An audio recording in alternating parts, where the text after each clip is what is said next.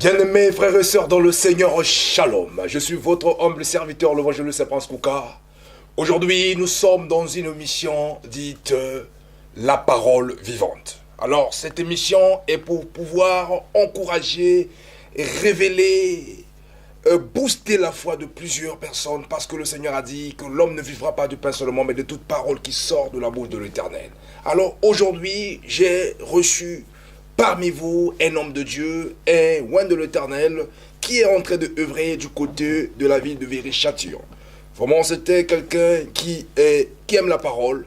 Voilà pourquoi votre chaîne La Divine Connexion est venue à son encontre, afin de pouvoir recevoir, s'entretenir avec lui par rapport à ces 3 précédents mois qui viennent d'être écoulés de cette année 2019. Parce que c'était un homme qui est vraiment doué et attaché au Seigneur et déterminé pour l'avancement du royaume afin que nous puissions faire la volonté de Dieu. Voilà pourquoi, sans tarder, je vous laisse admirer la présence de notre serviteur, le révérend Serge Agoueti. Shalom, mon cher serviteur. Shalom, shalom. Comment vous allez? Très, très bien. Gloire au Seigneur. Alors, c'est ravi de vous recevoir sur nos plateaux. Ben écoutez, une rencontre, un moment partagé. Gloire au Seigneur. Un grand plaisir aussi. Merci. À son international. Gloire au Seigneur, merci beaucoup. L'homme de la maturité spirituelle, parce que nous allons parler de la part du Seigneur. Le Seigneur a dit que la révélation de sa parole nous éclaire et il donne l'intelligence aux simples. Alors, pour nos téléspectateurs, les amoureux de la parole, ceux qui aiment le Seigneur Jésus-Christ et ceux qui sont en train de nous suivre de partout, alors quels sont vos paroles ou encore vos mots d'emblée de cette émission? Qu'est-ce que tu pourrais peut-être leur adresser?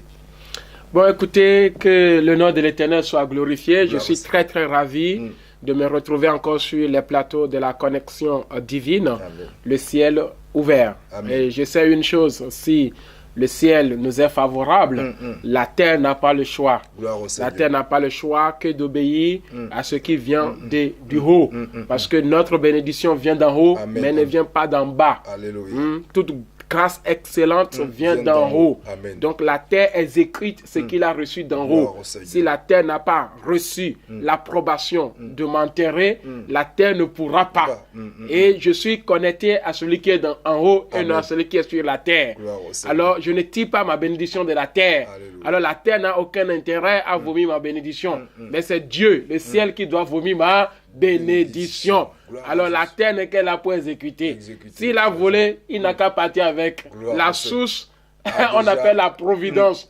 Il ne manque jamais. S'il m'a pris ma chaussure, je lui laisse. Le Dieu qui m'a donné la chaussure m'en donnera une autre. Il pourvoira toujours. Alors courir derrière la terre pour dire, terre, vomis ma chaussure. Oh, je n'ai pas le temps à perdre avec la terre. Donc je suis vraiment béni d'être sur cette chaîne, la divine connexion. Gloire au Seigneur. La Bible déclare que ta volonté soit faite sur la terre comme elle est faite au ciel. Amen. Alors donc le ciel a déjà ouvert ses portes. Donc nous allons seulement recevoir faveur et grâce parce que nous sommes au temps de la grâce. Alléluia. Alors mon cher pasteur, nous sommes au 3e mois de l'année 2019. Alors, nous savons que dans votre marche avec le Seigneur, et chaque année, vous avez toujours un message. Et cette année, vous nous avez apporté un message sur le thème qui s'intitule « Seigneur, augmente-nous la foi ».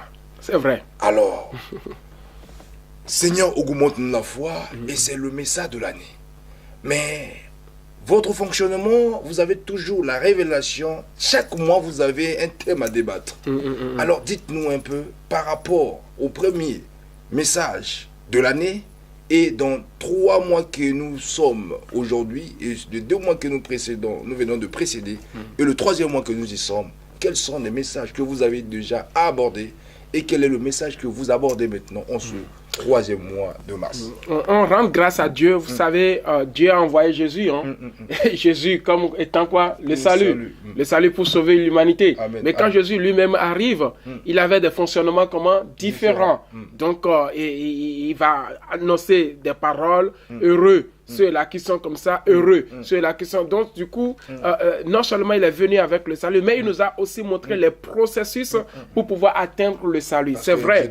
Exactement, c'est vrai. Dieu m'a donné cette révélation que cette année, tu vas parler à mon peuple parce que je vais faire de grandes choses. Amen. Je vais faire de grandes choses avec ce peuple. Ce peuple va subir certaines choses. Donc, si ce peuple n'a pas la foi, si leur foi n'a pas été augmentée, les choses qui leur sera données, il sera impossible de faire face à cela. Donc, le peuple a besoin vraiment des messages forts.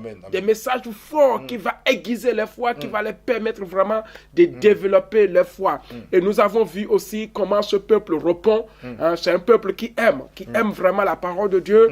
Et c'est une grâce. Je ne peux que continuer à dire que c'est une grâce pour ceux-là qui sont avec moi. C'est vraiment une grâce. Et je vois ce peuple qui court chaque dimanche à venir écouter la parole de Dieu. C'est étonnant. Et c'est rare de voir des peuples aujourd'hui courir pour écouter la parole de Dieu, assoiffés de la parole de Dieu. Et depuis le mois de janvier, en tout cas, je bénis le Seigneur et je continue à prier pour que Dieu continue toujours à envoyer les assoiffés de la parole. De la parole dans l'Assemblée, parce que je suis appelé dans ce couloir, dans ce domaine, et à enseigner la parole de Dieu avec autorité, avec puissance et avec aussi démonstration.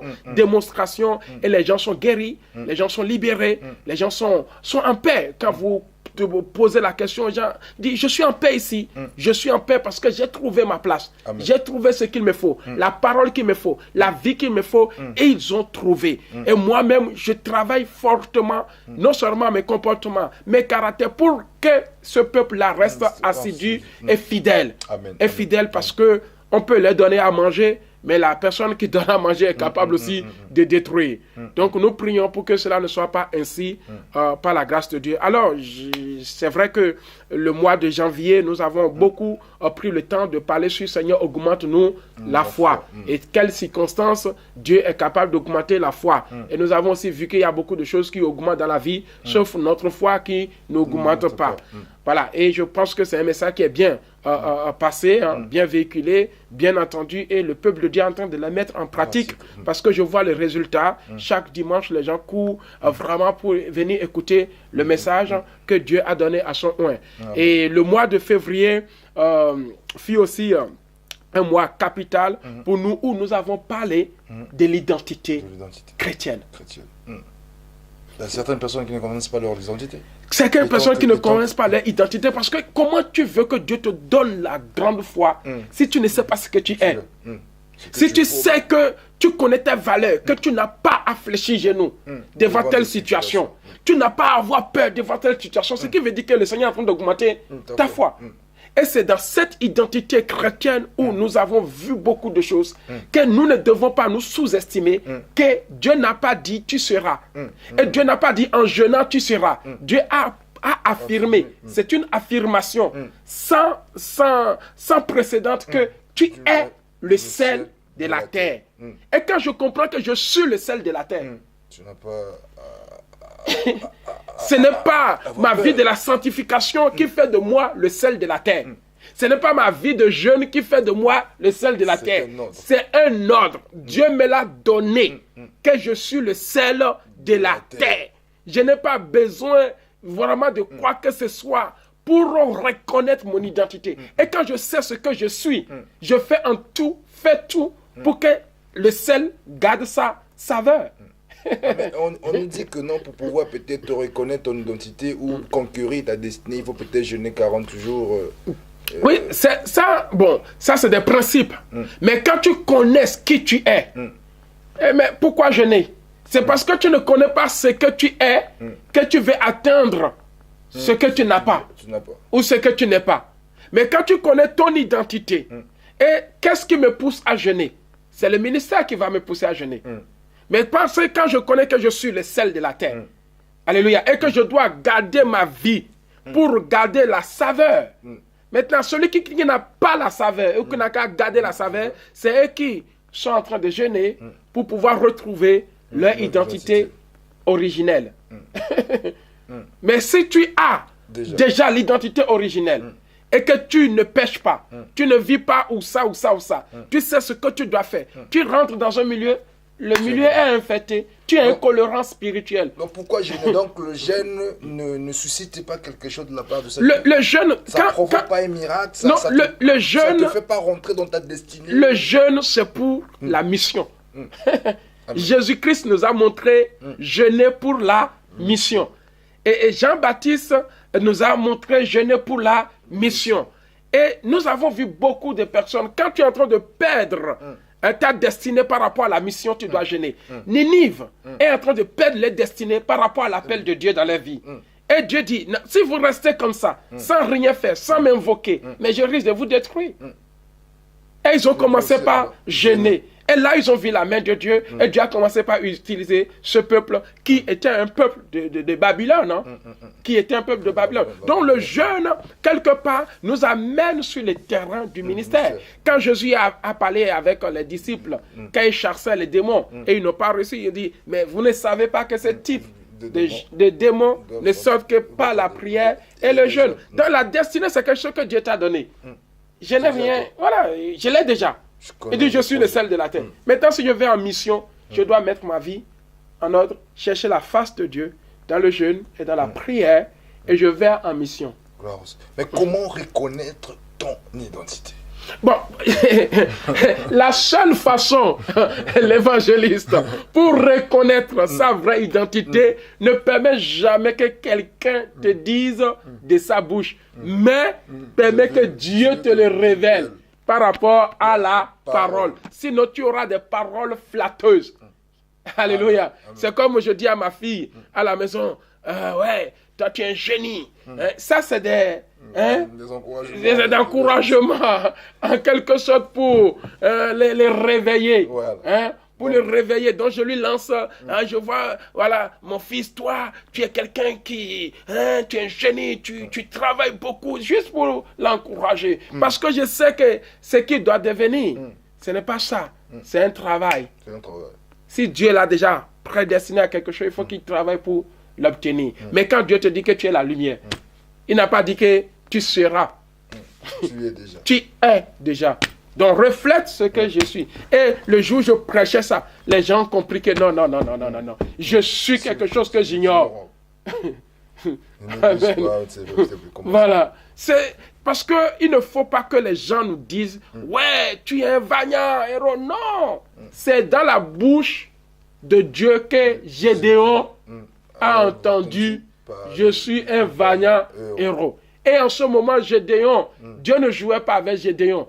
En lui disant ça, Dieu avait un plan pour Gédéon. Les gens qui te disent ça, est-ce qu'ils ont un plan pour toi? Amen. Gloire au Seigneur, mes chers amis, connaître ton identité. Et c'était le deuxième mois. C'était le deuxième mois, donc le mois de février. Mais là, maintenant, nous sommes au troisième mois, qui est le mois de mars. Alors, quel est le thème que tu nous as apporté encore par la grâce du Seigneur pour édifier et encourager le peuple de Dieu? Voilà, donc le chiffre 3, qui est le chiffre vraiment de la victoire. Amen. Pour nous. Donc, étant la victoire, et donc je suis parti sur un thème qui donne la victoire. Amen. La croix. La croix. Donc, le thème de ce mois de mars, je suis en train de parler selon l'inspiration que j'ai reçue. Et je bénis le Seigneur pour mes enfants spirituels, à savoir... bon, je ne vais pas citer, ils sont tellement nombreux. Parce qu'il y a d'autres qui vont réclamer. Voilà. Alors la croix, beaucoup entendent parler de la croix, mais la croix, nous le voyons toujours dans le mauvais sens. Parce que le Seigneur dit que c'est quelqu'un qui veut me suivre, qui porte sa croix. Alors quand les gens ils regardent la croix, ils voient toujours un endroit de calvaire, un endroit de difficulté, un endroit de souffrance, voilà, un endroit calamiteux. Alors, dites-nous, dans quelle dimension que le Seigneur vous a inspiré pour pouvoir nous parler de la croix? Peut-être que cela pourra peut-être être un soulagement pour quelqu'un. Amen. La croix, c'est vrai que moi aussi, j'avais toujours cru que la croix, c'est dur. C'est dur. Mais avec le temps, j'ai compris que lâcher ma croix, c'est lâcher ce qui me donne la victoire. Il faut toujours avoir ta croix. Donc, en ayant ma croix, c'est que j'ai toujours ma victoire avec moi. Jésus a dit dans le livre de Matthieu 16, il dit... celui qui veut venir, veut me suivre, qu'il renonce à lui-même, qui prend sa croix et qui me suit. Or, la croix, c'est quoi? C'est ce qui nous donne la victoire.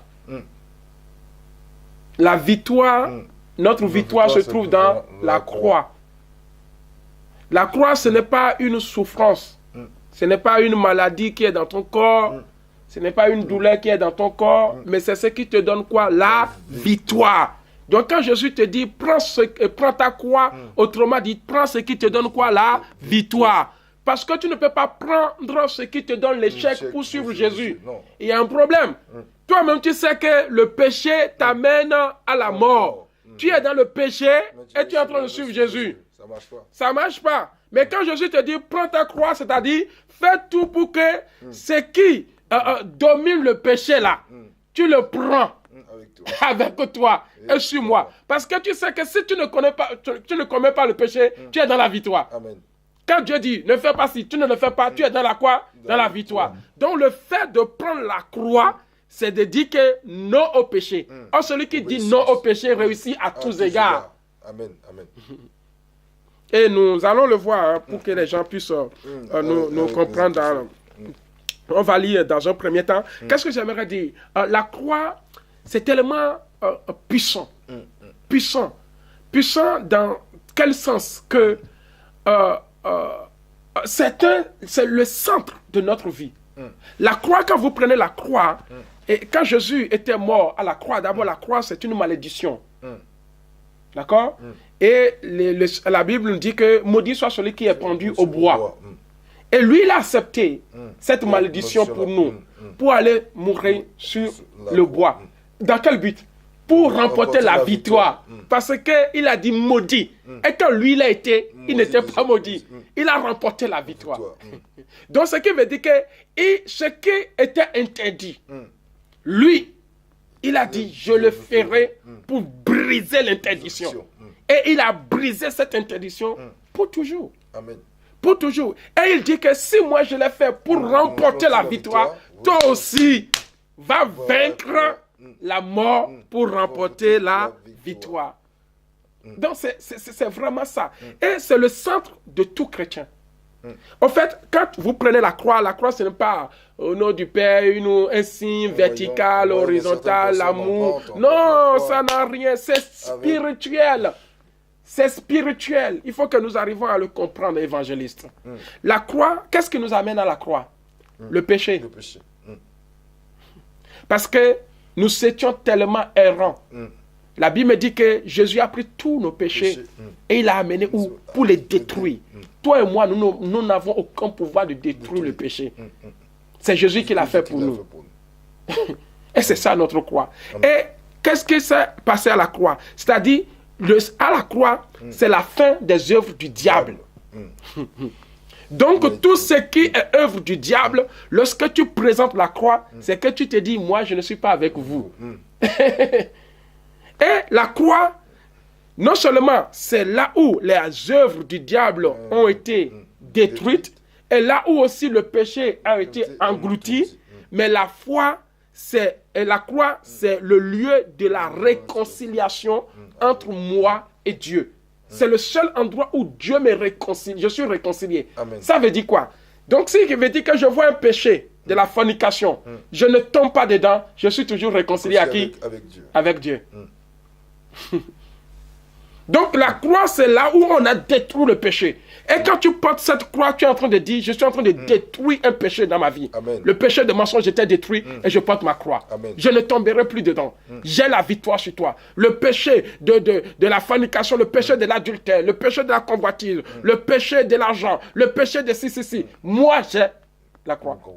Et la croix, c'est le départ de ton futur avec Dieu. Amen. Tant que tu n'arrives pas à ce niveau, tu ne réussiras jamais. Tu rentreras au royaume quand tu vas connaître cette croix. Il les a livrés publiquement en spectacle. Et on va le lire dans Colossiens chapitre 2. Colossiens chapitre 2, verset 15.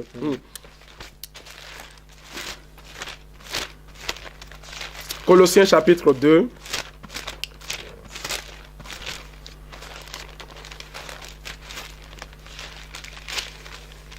Si tu le trouves, tu peux le lire rapidement.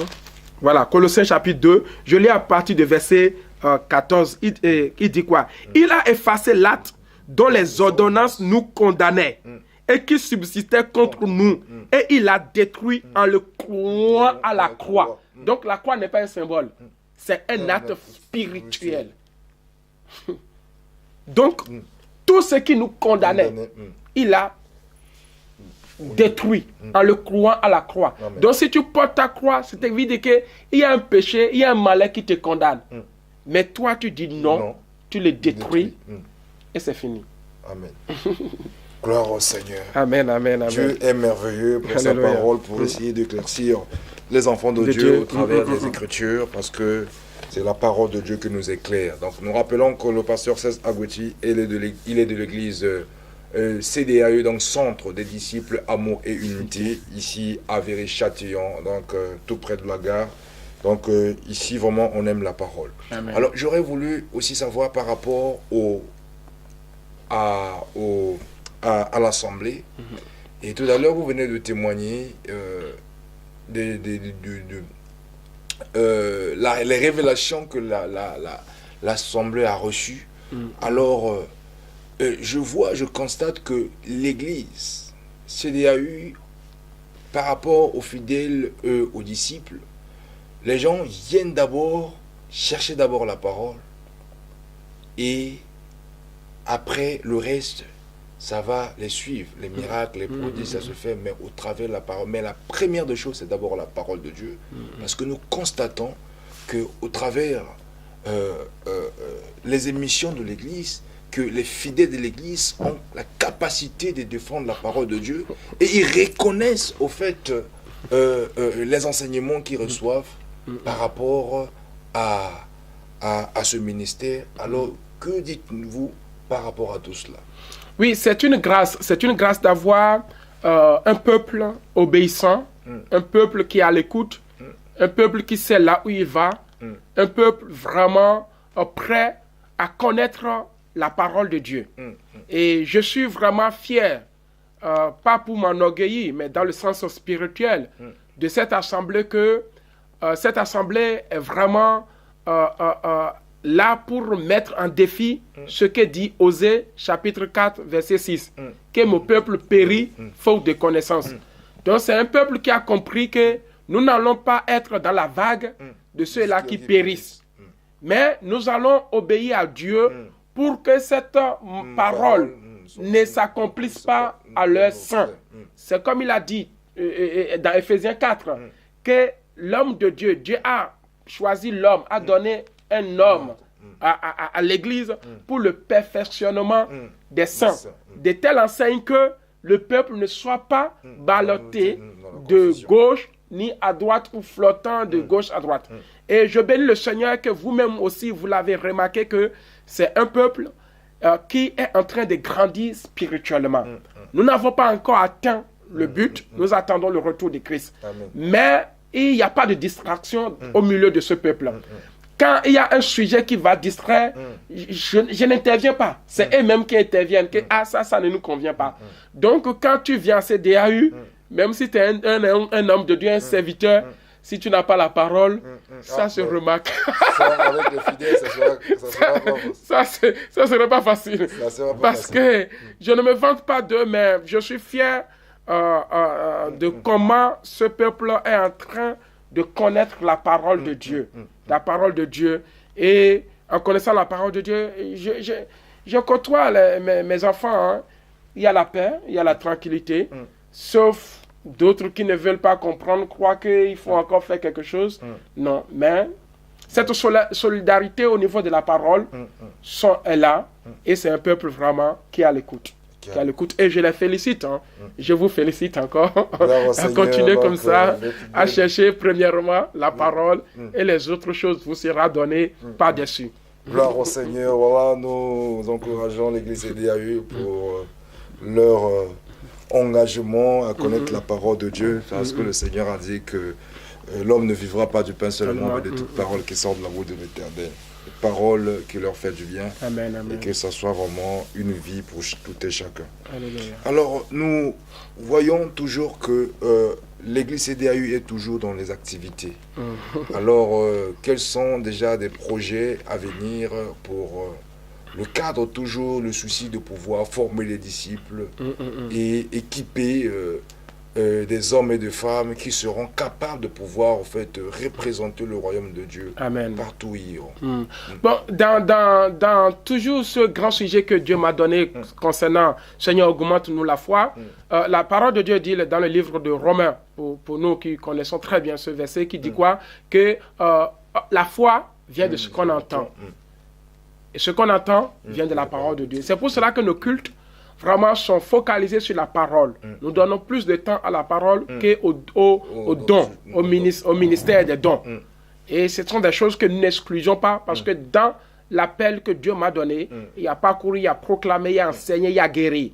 Donc on donne aussi de la spécificité à la guérison. Quelqu'un qui est malade, c'est notre souci, il faut que cette personne soit guérie. Mais après la guérison, il faut savoir qu'il faut être nourri de la parole de Dieu. Ou être nourri et trouver ta guérison dans la parole de Dieu.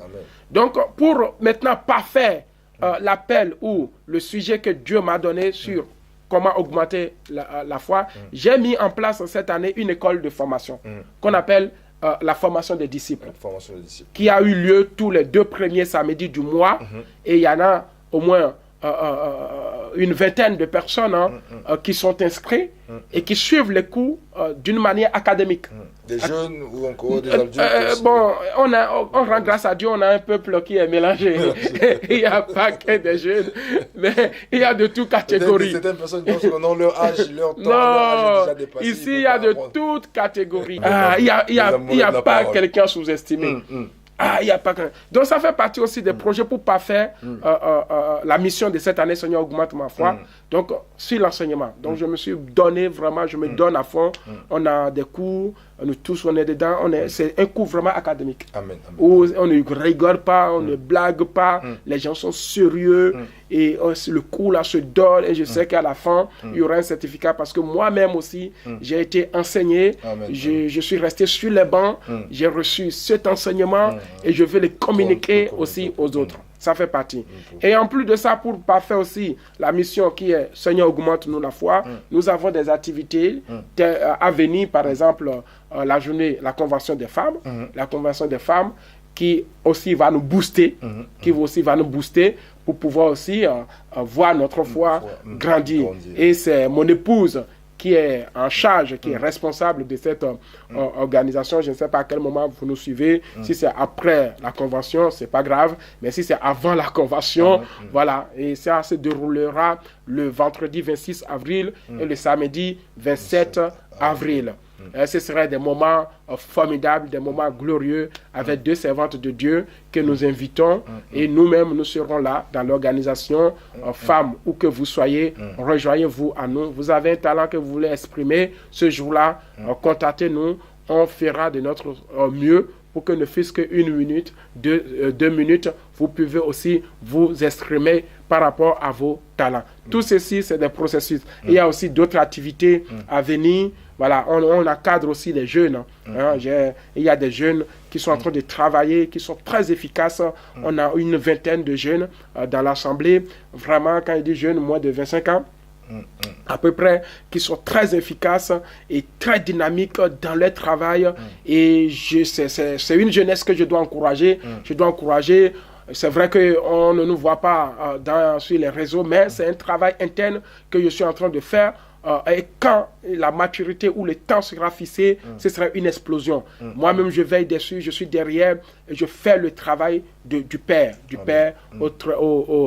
à côté de ces jeunes-là. Et c'est une grâce et que le nom de l'Éternel soit glorifié. Et il y a d'autres activités à venir. Suivez nos émissions, suivez-nous sur YouTube, Centre des disciples Amour et Unité, suivez-nous sur la bosse, la connexion divine, tout ce que nous faisons. Nous sommes en partenariat avec cette radio, télévision, l'homme de Dieu, l'international, l'évangéliste Prince Kouka. Félicitations pour d'en avoir en arrivé là. Donc suivez-nous et je sais que le Dieu que nous servons avec crainte et tremblement vous touchera aussi. Gloire au Seigneur, gloire au Seigneur. Alors, nous savons que dans le ministère du Seigneur Jésus-Christ, il avait souvent les femmes tout autour de lui. Mais vous aussi, vous avez vraiment pas mal de femmes. Récemment, je les ai reçues dans une émission pendant la journée internationale des femmes. Où nous avons vu des femmes, des mamans, qui vraiment... Ils sont vraiment les amoureux aussi de la parole, malgré leurs préoccupations, mais étant disciples, ils viennent à l'église, ils apprennent aussi la parole de Dieu. Et face à eux, il y a certains qui avaient des ministères, il y a d'autres pas, mais chacun a voulu quand même apporter un plus dans le sujet du jour, afin de pouvoir aussi donner sa pensée par rapport à ce qu'elle reçoit de la part du Seigneur. Et vraiment, c'était une formidable mission que beaucoup de monde ont apprécié. De voir aussi des femmes qui viennent à l'église, non pas seulement pour accompagner, mais pour apprendre la parole de Dieu et aussi la défendre lorsqu'il s'agit de pouvoir le faire.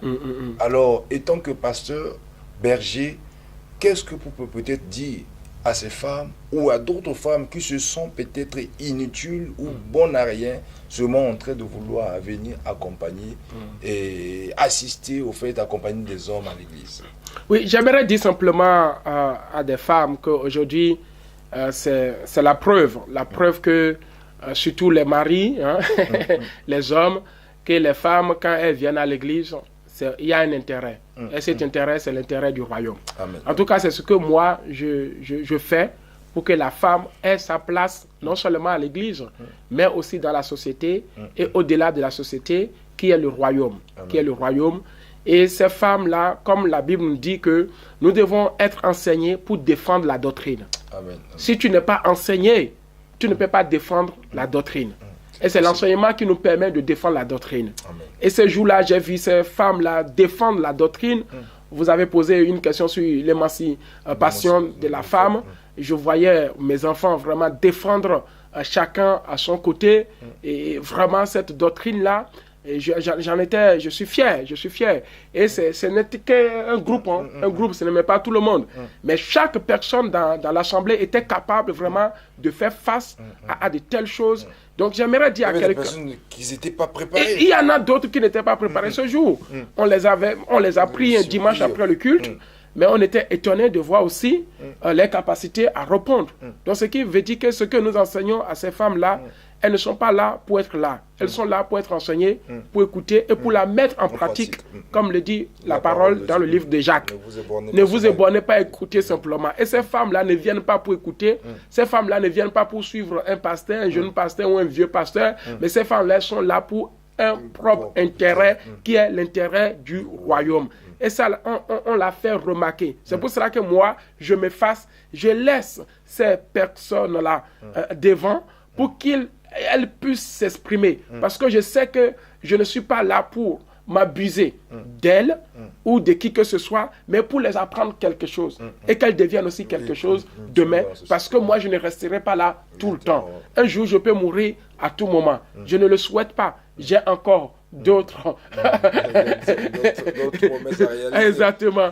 Donc ce n'est pas encore. Mais on était vraiment quand même content de voir que ces femmes sont à l'église et capables de défendre la doctrine à tout moment. Et pour finir, j'encourage les femmes à continuer à venir. Si vous n'avez pas un endroit, vous n'avez pas une assemblée, ou vous voulez trouver une assemblée qui va vous permettre d'exercer votre ministère, d'être libre en quelque sorte, pour ne pas être esclave, pour ne pas écouter les autres tout le temps. Votre place est là. Votre place est là. Ne vous découragez pas. Ne restez pas à la maison. Rejoignez-vous à nous si vous n'avez pas bien sûr une assemblée. Si vous en avez, faites tout pour grandir là-bas. Ne soyez pas bornés à écouter simplement, mais cherchez à mettre en pratique ce qu'on vous enseigne. Pas dans le désordre, mais dans l'ordre. Amen. Gloire au Seigneur, pas dans le désordre, dans l'ordre, parce que Dieu est un Dieu d'ordre. Alors, nous chutons vers la fin de notre mission, parce que c'était juste un bref entretien pour pouvoir prendre les impressions par rapport à ce les 3 premiers mois de l'année que nous venons de passer, par rapport aux activités de l'Église, de votre ministère. Et nous avons été bénis. Alors, pour le mot de la fin, ou encore surtout, toujours étant que pasteur et serviteur de Dieu, de pouvoir encourager des personnes peut-être qui sont abattues, qui avaient bien commencé l'année avec des résolutions, mais au fur et à mesure que nous achevons des mois, et des personnes sont en train de refroidir la foi, sont en train de refroidir dans leur foi. Alors, étant que vous avez reçu ce message et de pouvoir demander que le Seigneur augmente la foi, est-ce que vous pouvez demander au Seigneur d'augmenter la foi de ceux qui sont désespérés en ce début de l'année? Amen. J'aimerais inviter quelqu'un dans ce message court que j'aimerais t'adresser, toi qui m'écoutes actuellement. Je ne suis pas là au hasard, mais j'aimerais te faire signifier quelque chose, que certainement en toi, il y a quelque chose qui te donne la victoire. Et toi-même, tu le sais pertinemment, que si tu fais ça, tu es bien, tu es heureux, tu es content. J'aimerais t'encourager à retourner à ce qui te donne la victoire. Si tu sais que tu obéis à quelqu'un, tu es bien. Retourne à cela. Si tu sais que tu mets la parole de Dieu en pratique, tu es bien. Retourne à mettre la parole de Dieu en pratique. C'est pour cela que Paul a dit dans le livre de 1 Corinthiens chapitre 1er à son verset 8, à son verset 18, car la prédication de la croix est une folie pour ceux qui périssent, mais pour nous qui sommes sauvés, elle est une puissance de Dieu. Qu'est-ce que j'aimerais dire par là? La prédication de la croix. Vous savez, la croix, c'est la puissance de Dieu. Cette puissance, ce n'est pas pour donner l'onction, mais c'est pour détruire le péché. La croix, c'est la seule puissance qui détruit le péché. Et du moment où le péché est en train d'être détruit dans ta vie, tu marches toujours de victoire en victoire. La seule chose qui te donne la victoire en Christ, c'est quand tu mets en pratique la parole de Dieu. Quand tu crucifies la chair, quand tu n'es pas charnel, quand les convoitises de ce monde ne t'empêchent pas de servir le Seigneur, quand les préoccupations de ce monde ne t'empêchent pas de servir le Seigneur, quand les distractions de ce monde ne t'empêchent pas de servir le Seigneur, quand les problèmes de ce monde ne t'empêchent pas de servir le Seigneur, quand les souffrances de ce monde ne t'empêchent pas de servir le Seigneur, mais quand tu sais que rien de ces choses ne peut t'empêcher de servir le Seigneur, c'est là où tu as la victoire. Quand tu crucifies la chair, quand tu vois les choses autour de toi, tu te dis, toutes ces choses n'est que vanité de vanité. Et du moins que tu arrives à réfléchir en disant que ce que je poursuis, où je vais finir et comment je vais en finir, ce n'est que des vanités. Mais la seule chose qui ne sera pas une vanité, mais qui te sera conduite et comptée un jour, c'est quand tu fais des choses justes. Et quelles sont ces choses justes que tu peux faire? C'est honorer la parole de Dieu. C'est respecter la parole de Dieu. Fais ce que la parole de Dieu te demande de faire. Et je sais que ton échec est là. Je sais que ta faiblesse est là. Tu te dis, c'est trop dur. Paul a dit, ce n'est plus moi qui vis, mais c'est Christ qui vit en moi. Paul a dit, le monde a été crucifié pour moi, et moi aussi j'ai été crucifié pour le monde. Paul a dit, dans Romains 6, que j'ai crucifié ma chair. Frère, quand on est en Christ, quand on est un enfant de Dieu, apprends à crucifier la chair. Apprends à crucifier la chair.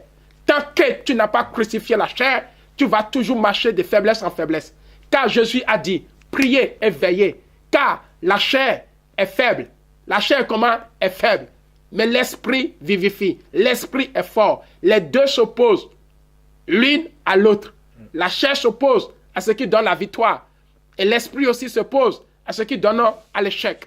Et j'aimerais te dire, mon frère, ma soeur, moi, j'ai vaincu le monde. J'ai fini avec les œuvres de la chair. C'est pour cela que je marche de victoire en victoire. Et toi aussi, tu peux. Tu peux. Si tu veux, tu peux. Et si tu peux, c'est que tu l'as déjà voulu quelque part. Ressaisis-toi. Renonce à certaines choses. Reviens à Christ. Porte ce qui te donne la victoire. Je ne te demande pas d'aller couper un bois ou de mettre la croix dans ta chambre. La croix, pour moi, ce n'est pas un symbole. Mais c'est une victoire. C'est une victoire. Mon passé a été ramené à la croix et détruit à la croix.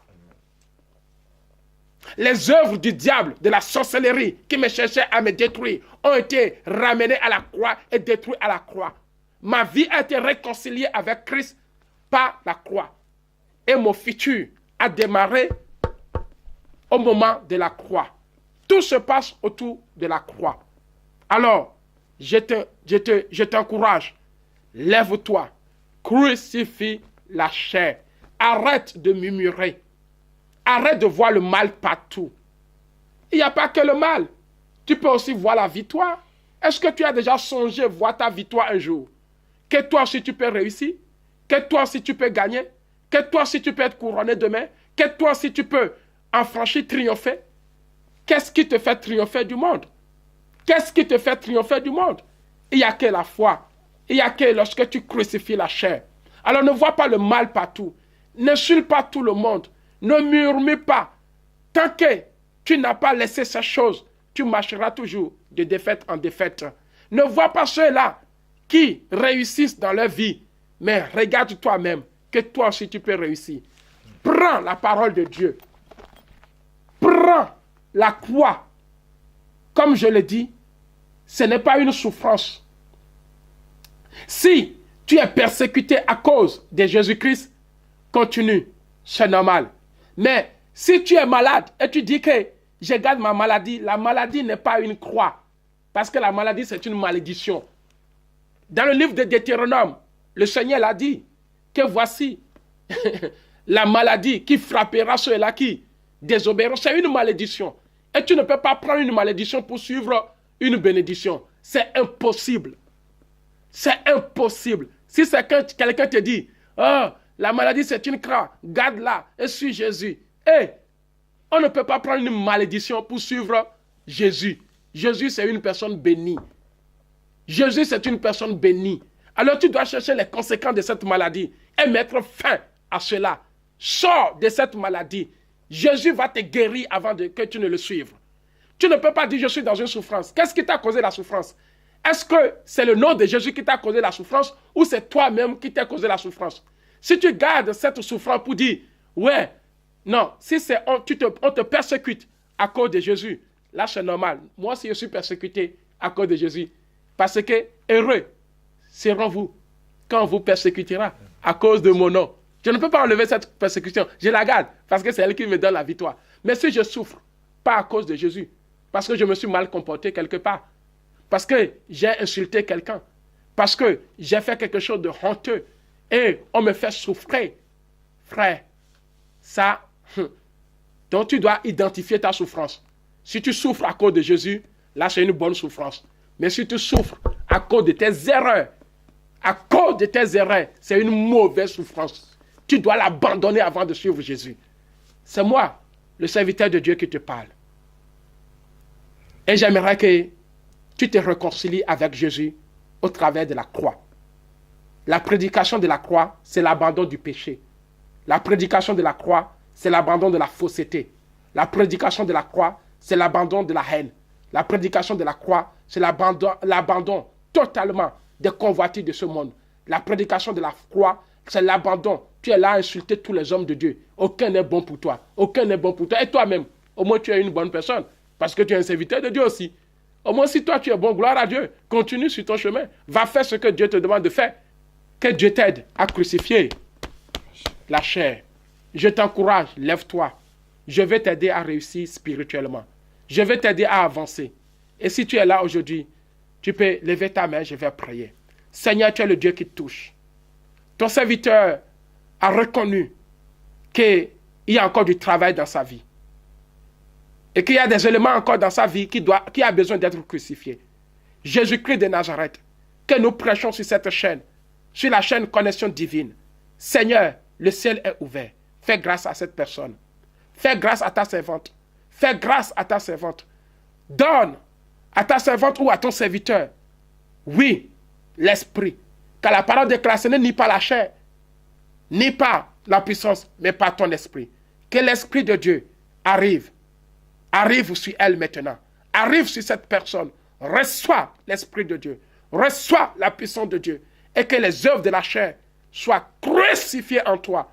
Et après cette prédication, ne retourne plus dans les mauvaises choses. Cherche la voie de la vérité, cherche la voie de la liberté. Si tu n'as pas une église, rejoins-toi à une assemblée et arrête de critiquer. Jésus t'aime. Jésus t'aime, la Bible déclare que souviens-toi d'où tu es tombé afin que tu te repens. Parce que le Seigneur est là pour pouvoir te sauver. Il n'est pas là pour nous condamner, mais il est là pour nous sauver. Alors si tu as écouté et cet appel, non, ne suis pas ton cœur, parce que le Seigneur veut te faire du bien. Vraiment, c'était un bon moment que nous venons de passer avec le pasteur Serge Agoueti au travers de cet entretien. Je vous demande toujours de rester branchés, connectés sur votre chaîne, la Divine Connexion. Et je sais que Dieu va nous faire encore du bien. Et le mot de la fin. J'ai déjà tout fini. Merci pour l'invitation. Et je sais qu'on est ensemble. On est ensemble. Donc, et gloire au Seigneur. Que les gens nous suivent pour la prochaine émission. La prochaine émission, donc ça promet. Donc vous aurez encore les bonnes nouvelles du royaume de Dieu. Amen. Que Dieu vous bénisse. Que Dieu vous bénisse. Et à très bientôt. Au revoir.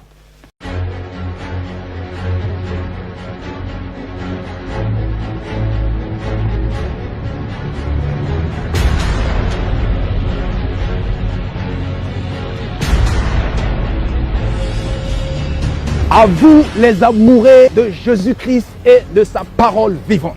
Rejoignez-nous maintenant sur votre nouvelle chaîne, la Divine Connexion, pour votre visibilité, pour votre promotion, pour vos séminaires, pour vos activités, pour votre édification, pour votre encouragement au travers de la parole de Dieu et vos concerts, pour votre promotion. Nous sommes là à votre disposition pour que vous puissiez vivre le ciel ici.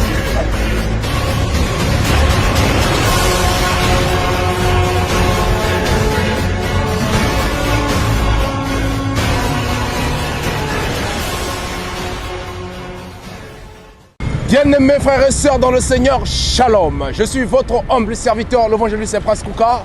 Ici, nous sommes en plein Paris à l'Arc de Triomphe où nous sommes en train de réaliser une nouvelle émission, la Divine Mélodie. Une émission que nous allons mettre en disposition de valoriser et de mettre en valeur les œuvres que les enfants de Dieu sont en train de réaliser au travers leurs dons et leurs talents, parce que le Seigneur a dit que tout don parfait et toute grâce excellente vient du Père, vient d'en haut, du Père de la lumière. Voilà pourquoi, mes chers amis, aujourd'hui, je vous demande de rester branchés, connectés sur votre chaîne de la bonne nouvelle, la Divine Connexion, une chaîne qui vous donne accès au Père.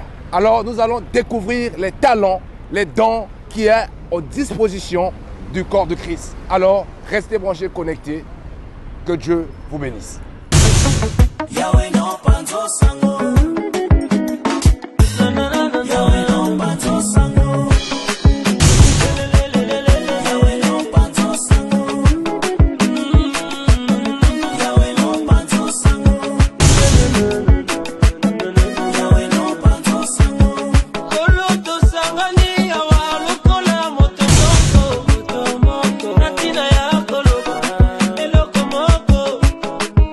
Malamu